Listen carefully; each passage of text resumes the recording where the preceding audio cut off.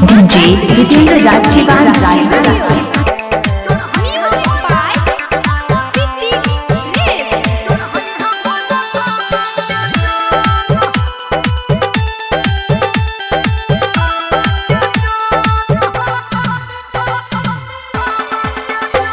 ये गोरखी हमरा संगे मंदिर तू चल, चढ़ई है भोला बाबा के जल गे, चढ़ई है भोला बाबा के जल। रे गोरखा हमरा संगे मंदिर तू चल, अच्छा चढ़ेबै भोला बाबा के जल रे, चढ़ेबै भोला बाबा के जल। चल रे ये गोरखी हमरा संगे मंदिर तू चल, चढ़ई है भोला बाबा के जल गे, चढ़ई है भोला बाबा के जल। Mix by DJ Jitendra Raj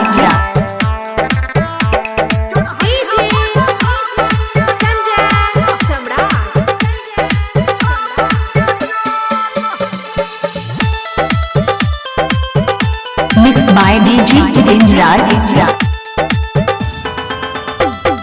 देरी तू नहीं कर देरी, ई शुभ शुभ बेरी तू मानी ले न कहल गे जोरी, तोहर निक जोरी की भेट तो गे गोरी, करन पर तो टहल गे। हाँ देरी तू नहीं कर देरी, ई शुभ शुभ बेरी तू मानी ले न कहल गे जोरी, तोहर निक जोरी की भेट तो गे गोरी, करन पर तो टहल गे पतर की हमरा संगे मंदिर तू चल, चढ़ई है भोला बाबा के जल गे, चढ़ई है भोला बाबा के जल। रे पतरका हमरा संगे मंदिर तू चल, चढ़ेबै भोला बाबा के जल रे, चढ़ेबै भोला बाबा के जल। मिक्स बाय डीजे जितेंद्र राज राजनगर अभी आप सुन रहे हैं सावरिया म्यूजिक।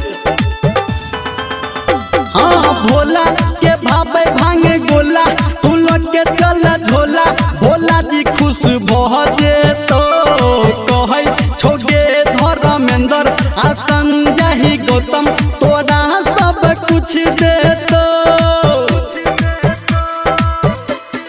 हाँ हाँ भोला के भावे भांगे गोला, तू लग के चल झोला, भोला जी खुश भजे मिक्स बाय डीजे जितेंद्र राज राजनगर धर्मेंद्र आ राइटर संटू तोरा गे सब कुछ दे तो गे सबरा की हमरा संगे मंदिर तू चल, चढ़ई है भोला बाबा के जल गे, चढ़ई है भोला बाबा के जल।